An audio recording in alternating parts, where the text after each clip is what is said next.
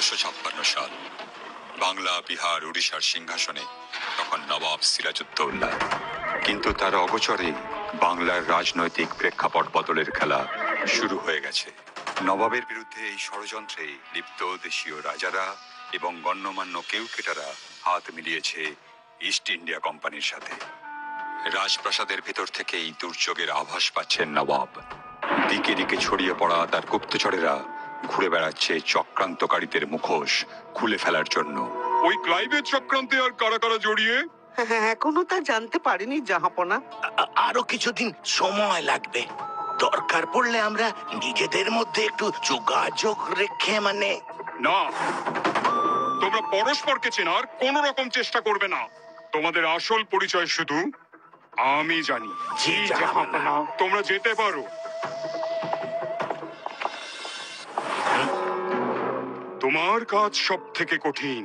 তোমার বিপক্ষে কিন্তু পৃথিবীর সবচেয়ে ধুরন্ধর ব্যক্তি। জাহাপনা, আপনি জানেন তাকে টক্কর দেওয়ার মতো ক্ষমতা আমার আছে। কিন্তু চিন্তা করবেন না জাহাপনা, গোপালকে ঠকাবে গোপালেরই ঘরের লোক। বহুত খুব, বহুত খুব। কিন্তু কে সে? মন্ত্রী, সেনাপতি, নাকি গোপালেরই কোনো কেউ? একটু ধৈর্য ধরুন, পরে সব বলবো। ঠিক আছে, ঠিক আছে, এখন বেরিয়ে পড়ো। জি জাহাপনা।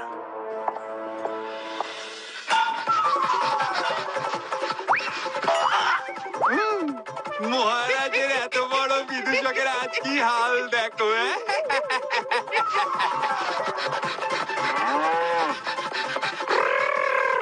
চল চল চল রামা, জোরে জোরে, আরো জোরে। গিন্নি, ও গিন্নি, ক্ষান্ত দাও, ক্ষান্ত দাও গিন্নি, ক্ষান্ত দাও গিন্নি। বাঁচাও, কোথায় আছো? বাঁচাও। মহারাজের প্রিয় গোপাল ভাঁড় আজ রাস্তায় ছুটছে। ভালো তা গোপাল, আজ কার বুক থেকে ঘুম থেকে উঠেছিলে?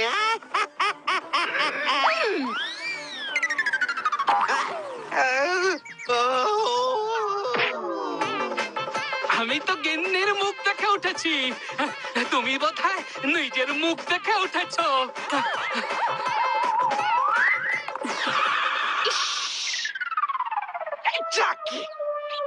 কাল আমাকে ওজনে ঠকিয়েছিলে, আজ আমি ঠেঙিয়ে দিলাম। সদবদ নে নেই রাঙা, চল হাঁটে হাঁটে হাঁটে, চল চল চল চল চল চল।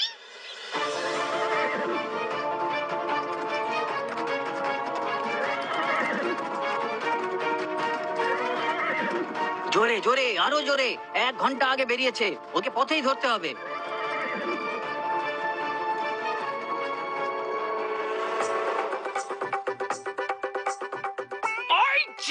ওই যে পুরে লোকটা। কি গোপাল দাদা, এভাবে? পেছনে পেছনে যমরাজ, থোড়ি যমরানী।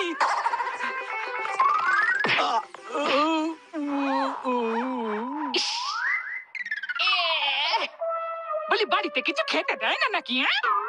এই এতটুকু একটা গরু ধাক্কা শুয়ে পড়লি, তাল পাতা শুয়ে পাই। চল রাঙা চল, ছোট ছোট চল চল চল।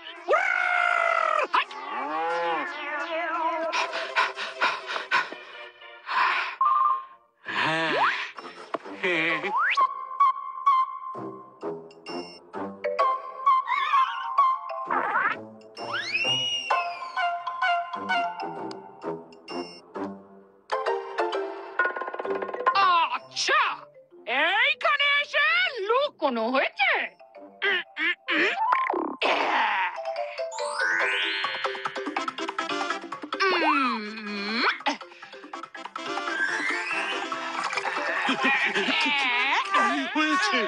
রাজদ্রোহ হয়েছে মহারাজ, রাজদ্রোহ।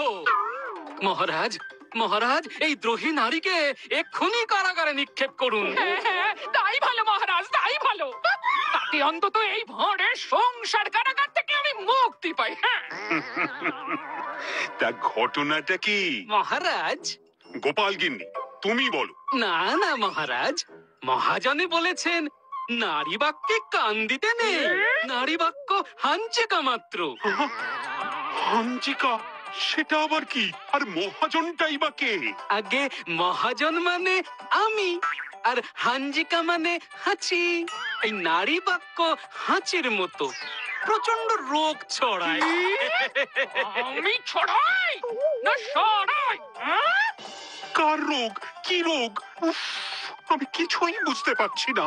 কাল বই তো আপনার এই প্রিয় ভাতটিকে প্রতিদিন সকালে কসরত করতে বলেছেন, না হলে যে ওর শরীরের কল কবজাগুলো একেবারে বিকল হয়ে যাচ্ছে। মহারাজ, চুপ!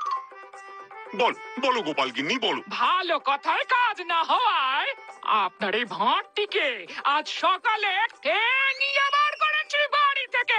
বেশ করেছো। কিন্তু মহারাজ, এই রাজ্যের লোকের সামনে স্ত্রীর তাড়া খেয়ে দৌড়নো কি আমার মতো বিখ্যাত লোকের শোভা পায়?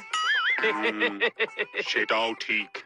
তাহলে তাহলে আর কি, এই তেলে জলে যেরকম মিশ খায় না, তেমনি গোপালও শরীর চর্চা করবে না।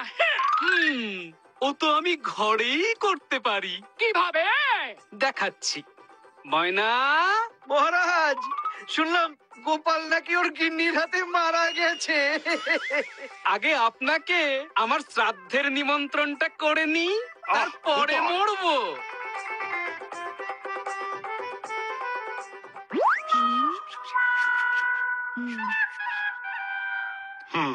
আচ্ছা, চলুন মহারাজ, চলুন। আপনাকে আমি আমার আধুনিক শরীর চর্চা দেখাই। চলুন চলুন। চল।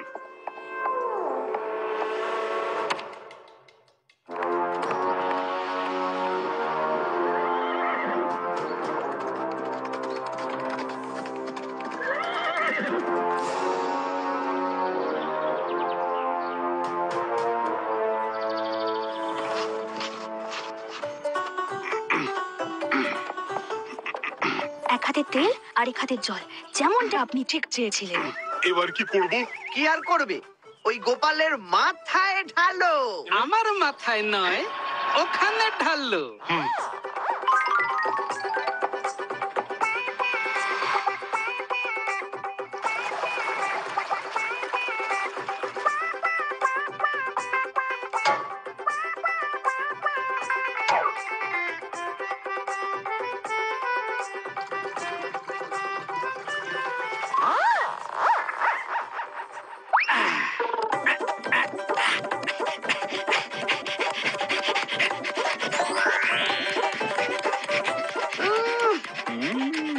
দারুণ দারুণ। আমিও তো এরকম ভাবে ব্যায়াম করলে পারি।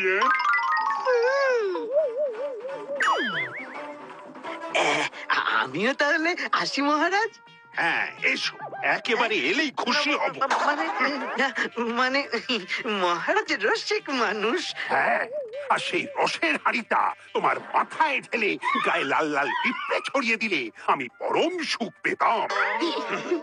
কেন মহারাজ? খাজনার সব হিসেবে গন্ডগোল। মানুষটাই যে গন্ডগোলের। আমাকে এই রাত জেগে জেগে হিসেব ঠিক করতে হয়েছে, বিশ্রামের জন্য হিসেবখানায় খাট ঢোকাতে হয়েছে। আসলে শ্রীধরকে যে নবাব এত তাড়াতাড়ি হিসেব নিতে পাঠাবে সেটা বুঝতে পারিনি। না হলে আরো কিছু এদিক ওদিক। মহারাজ, গোপাল, তুমি মুখ বন্ধ করে ব্যায়াম করো। এই, চলো সব, চলো চলো, আমি বরং আমার কাজ শেষ করি। চলো।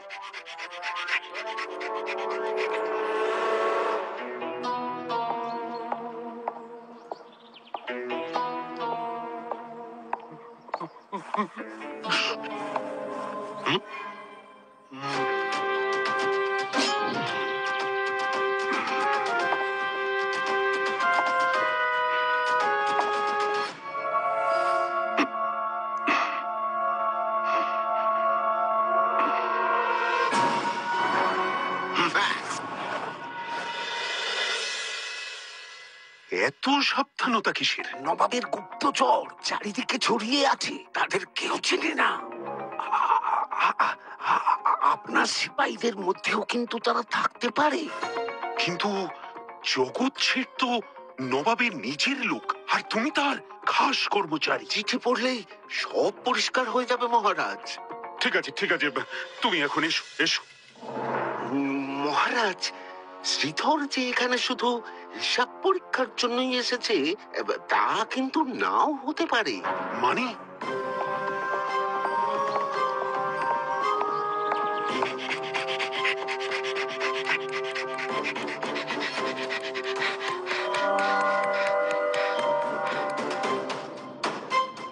নবাবকে বিনা যুদ্ধে সিংহাসন থেকে সরানো যাবে না। রণকৌশল স্থির করার সময় এসে গেছে। ক্লাইভের সঙ্গে আপনার বন্ধুত্ব আমাদের কাজে লাগবে। আশা করি আপনি ইঙ্গিত বুঝতে পেরেছেন।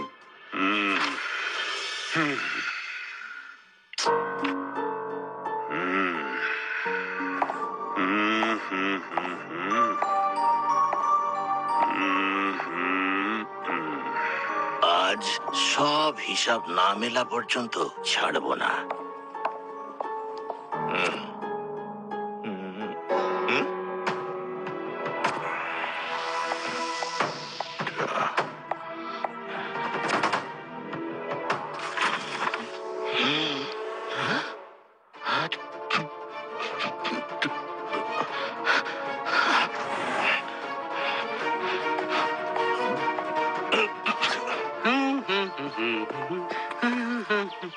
রাজার সাথে দেখা হয়ে গেল। শ্রীধর, ও শ্রীধর। অদ্ভুত, লোকটা কালা হয়ে গেল নাকি? দেখতে হচ্ছে।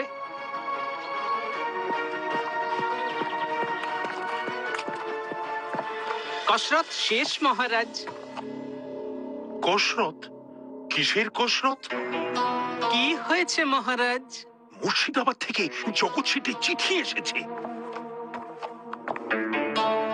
এখানেই তো রেখেছিলাম, কোথায় গেল? মহারাজ, চিঠিতে কি ছিল? ইংরেজদের সঙ্গে মিলে নবাবকে সিংহাসনচ্যুত করার পরিকল্পনার কথা। সর্বনাশ! এই চিঠি প্রকাশ হলে তো অনেক বড় বড় মাথা বাংলার মাটিতে করাবে, তার মধ্যে আমার মাথাও থাকবে। মহারাজ, চিঠিটা বাগানে নিয়ে যাননি তো? না গোপাল, চিঠিটা তো এখানেই রেখেছিলাম। শ্রীধর, মন্ত্রীমশাই, সেনাপতি!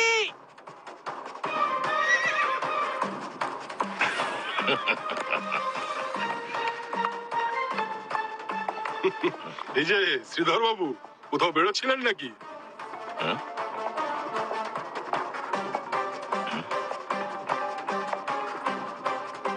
একটু বায়ু সেবনের জন্য। কিন্তু এসব কি? গুপ্ত সংবাদ এসেছে, আপনার জীবন বিপন্ন। সে কি?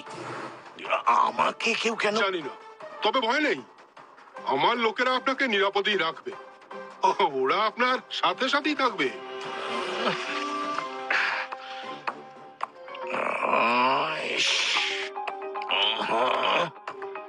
বাড়িতে ফিরতে গিয়ে অনেকটা সময় নষ্ট করে ফেলেছি, তবে আমিও দেখছি। এত চিন্তার কি আছে মহারাজ?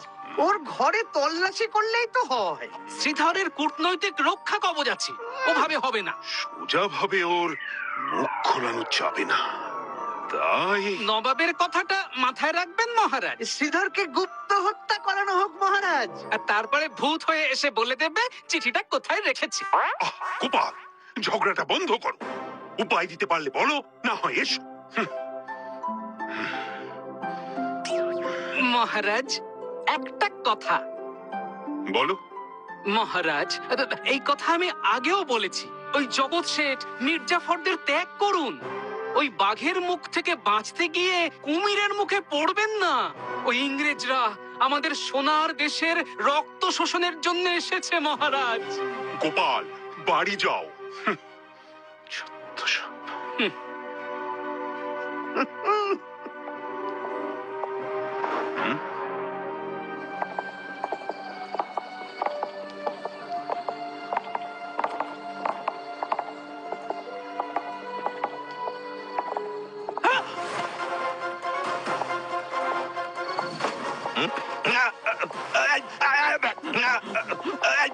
কে আপনি? আমিও আপনার মতোই নবাবের গুপ্তচর। আপনার উপর নজর রেখেছিলাম। হঠাৎ প্রহরা দেখে সন্দেহ হয় আপনার কাছে গোপন কিছু খবর এসেছে। আমাকে বলতে পারেন? তাহলে আপনি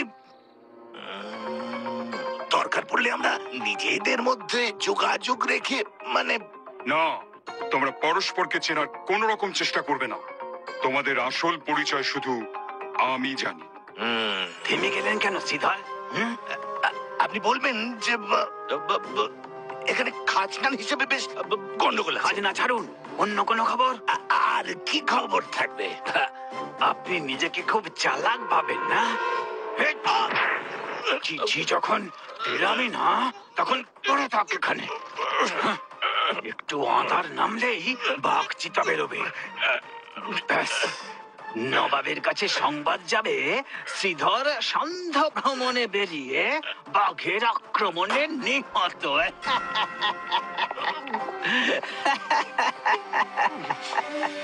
তুই চুরি করতে এসছিস না ঘুরতে এসছিস? তাড়াতাড়ি কর।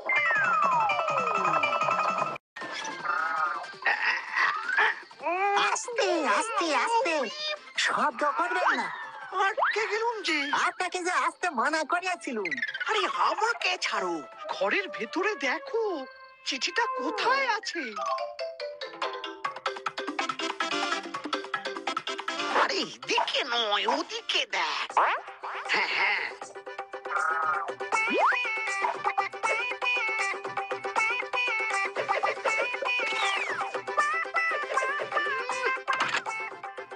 ওরে পেলি না, কিছু নেই। তোর ছাড়া কেলে পচা, তোর এত বড় সাহস, তুই আমার পিঠের ওপর পা দিচ্ছিস। কি করবো মন্ত্রী মশাই? তাইলে বেরোবো কোথা থেকে? আপনিও এরকে থাকবেন, আমিও এরকে থাকবো।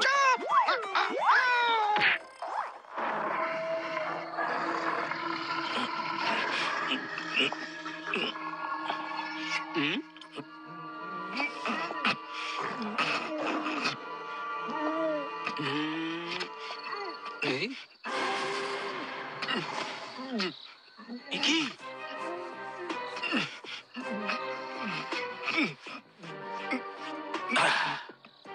তুমি হাওয়া খেতে বেরিয়েছিলাম, তা আপনাকে এখানে বাঘের খাবার হিসেবে কে রেখে গেল? বোধহয় তোমার বন্ধুরা।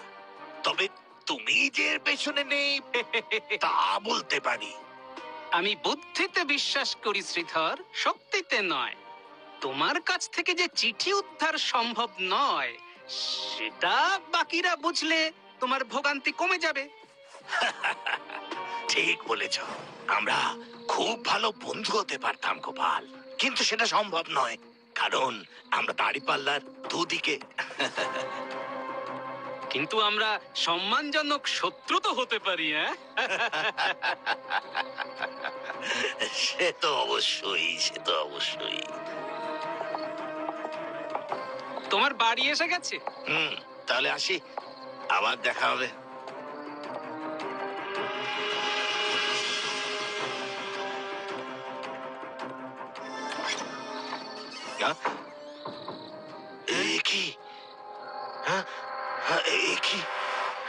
বাঘের পেটে যাওয়ার থেকে এটা বরং অনেক ভালো হলো। আচ্ছা, শুভরাত্রি।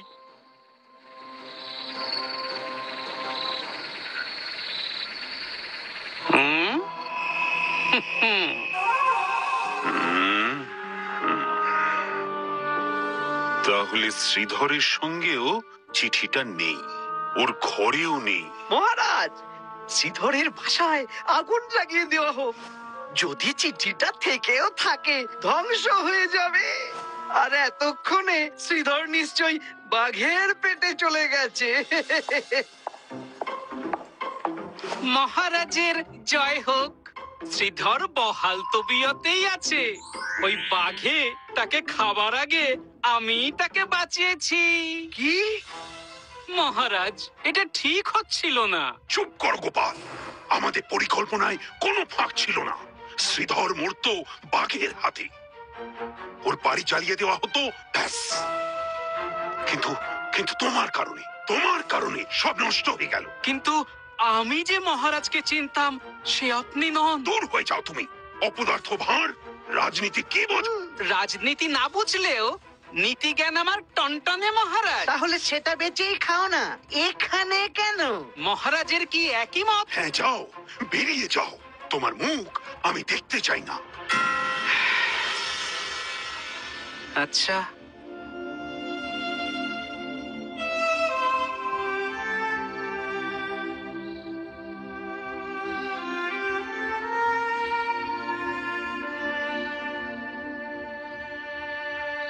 কি ব্যাপার গোপাল, এবার কি তুমি বাঘে খাবার হওয়ার জন্য বসে আছো? তুমি? তোমার বন্ধুরা সব খাবার নষ্ট করে দিয়েছিল, তাই তো অন্ন জোগাড়ের চেষ্টায় গিয়েছিলাম। তোমার চক্করে যে আমার অন্যে টান পড়েছে, তাই ভাবলাম ওই গিন্নির থেকে বাঘই ভালো, একেবারেই খাবে। তোমার মন বড় বিক্ষিপ্ত গোপাল। ভাড়ের আবার মন, কখনো তেলে জলে দৌড়ে হাসাই, আবার কখনো কেঁদে। ও, তার মানে মহারাজ কৃষ্ণচন্দ্র কি তাহলে অর্ধচন্দ্র দেখিয়েছি। গোপাল, তোমার আর মহারাজ কৃষ্ণচন্দ্রের রাগ অনুরাগের সম্পর্কের কথা সবাই জানে। তুমি আজ রাতটা বিশ্রাম নাও, মাথাটা ঠান্ডা রাখ। থাকবো না, বুঝলে? দুঃখিত গোপাল, তোমাকে কিন্তু বিশ্বাস করতে পারবো না। মোলোজা, আমি কবে বললাম যে আমি নবাবের কাছে চাকরি করব? তাহলে ওই দেখো, ওখানে অনেক হোমড়া চোমড়া আছে, তা সেখানেই কোথাও। আচ্ছা আচ্ছা, ভেবে দেখবো। তোমার ঘর তো সামনেই, একটু জল খাওয়াও তো শ্রীধর। নিশ্চয় নিশ্চয়, চলো চলো।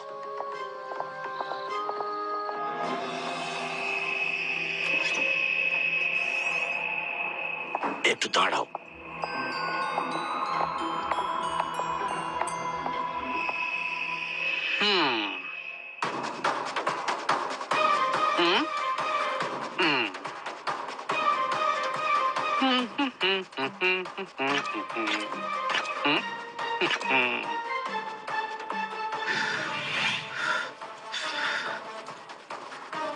আগুন আগুন আগুন আগুন আগুন আগুন আগুন আগুন আগুন আগুন।